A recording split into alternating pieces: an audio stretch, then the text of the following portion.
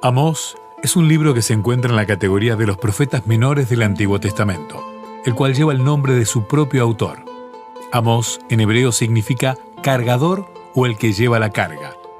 El escritor de este libro, Amós, era pastor de ovejas y agricultor, una persona humilde de baja clase social y por lo tanto se entiende que no era un hombre muy instruido. Pero pese a todo, Amós contaba con buenas virtudes. Entre ellas se destaca su buena percepción, su inteligencia y su valentía. Siendo un hombre sumiso a la voluntad de Dios, recibió y aceptó el llamado de amonestar a Israel. Fue entonces por lo que llegó a ser profeta.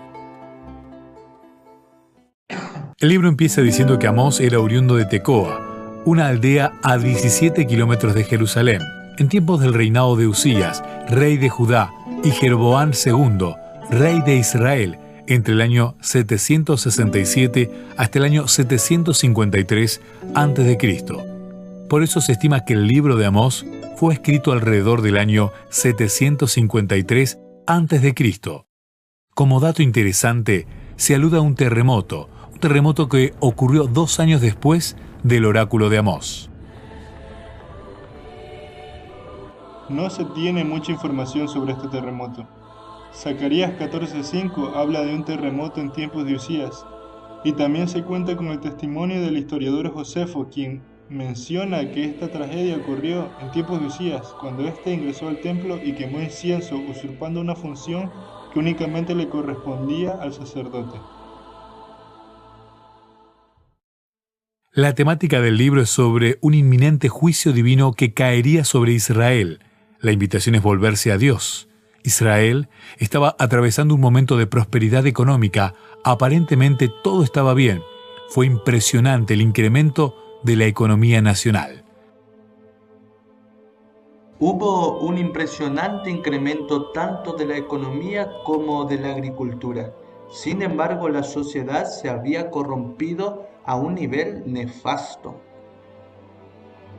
Había mucha injusticia y los más perjudicados eran los pobres, quienes por no poder pagar sus deudas eran vendidos como esclavos.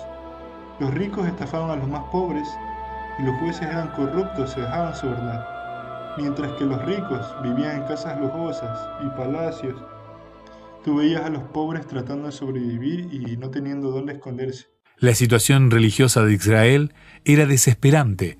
La práctica de una religión de letra muerta y mero formalismo produjo en Israel una falsa seguridad de salvación. La gente todavía seguía profesando la religión de Israel. Aún se hacían procesiones al templo y se ofrecían sacrificios a Jehová. Sin embargo, se practicaba una religión muerta, solo como un símbolo del orgullo nacional, solo porque era la religión del país. La prosperidad económica no lograba ocultar la terrible corrupción moral. Jehová ya no era el único Dios al que se adoraba. Israel estaba plagada de altares a ídolos y de santuarios a dioses falsos. La idolatría y el culto a los dioses paganos había degradado a tal punto a la sociedad que prácticamente no eran mejores que los países vecinos idólatras. En sus primeros 2 capítulos, Amós denuncia el mal de Israel y de Judá, juntamente con el de otras naciones. Por 3 pecados y por el 4º no evitaré el castigo. Por 3 pecados y por el 4º no evitaré el castigo de Siria, Gaza, Tiro, Edom, Amón, Moab, Judá e Israel.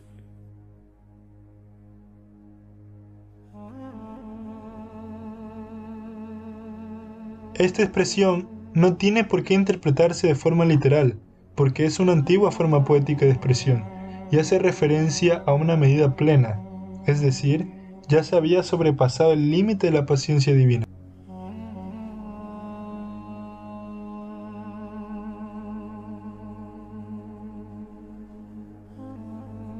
El juicio cayó tarde o temprano sobre las naciones idólatras, porque éstas habían llegado al colmo de sus pecados. Israel también había sobrepasado el límite de la paciencia de Dios. Contaban con mayor conocimiento de Jehová que las demás naciones. Eran el pueblo del pacto. Si Jehová no evitó el juicio para aquellas naciones, ¿cómo podría evitar el juicio contra Israel? En los capítulos del 3 al 6 se exhorta al pueblo que regrese a Dios. Constantemente rogaba al pueblo a volver a los caminos de Dios. El castigo estaba por venir y ellos estaban informados, porque nada hace Dios sin revelar primero su secreto a sus siervos los profetas. El llamado era claro: buscadme y viviréis. Una frase que se repite a lo largo del capítulo 5. Buscadme y viviréis, dejad lo malo, quizá el Señor tenga misericordia de ti.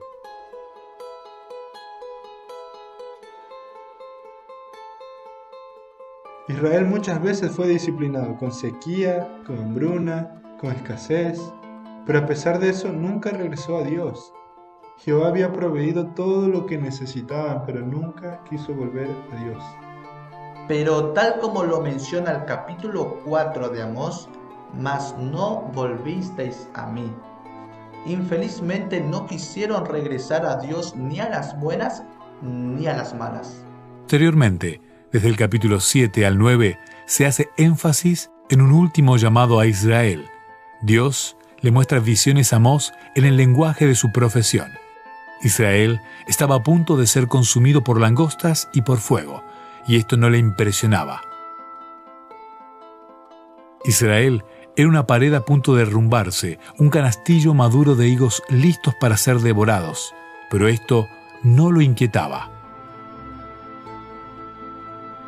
La corrupción había llegado a estar tan arraigada que ya era muy difícil extinguir el pecado. El capítulo 7 nos muestra que para el pueblo ya eran muy molestas las palabras de Amós. Tanto así que Amasías, un sacerdote principal idólatra que ministraba en Betel, intimidó y amenazó al profeta Amós. La advertencia final va hasta el capítulo 9, versículo 10. Ya desde el versículo 11 hasta el versículo 15, en donde salen a relucir las promesas divinas de restauración. Lo interesante aquí es que el versículo 14 dice: traeré del cautiverio a mi pueblo Israel. La suerte ya estaba echada, y Israel ya no tenía más remedio. Pero aún así, Dios en su misericordia les prometió restauración, una promesa que se cumpliría años después de los años.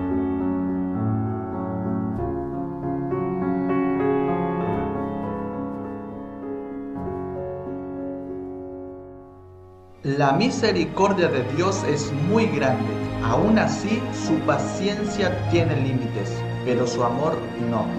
Así como vemos en Amós, Dios no se cansa de buscar a su pueblo. Todo el tiempo lo está llamando, todo el tiempo nos está llamando. Y aunque el pueblo de Dios fue disciplinado con el exilio, fue en esos momentos donde la mano de Dios se extendió con más fuerza para restaurar en mayor medida a Israel. Y esa promesa de restauración se aplica también a nosotros. Jehová, Dios fuerte y poderoso, un día vendrá y restaurará este mundo.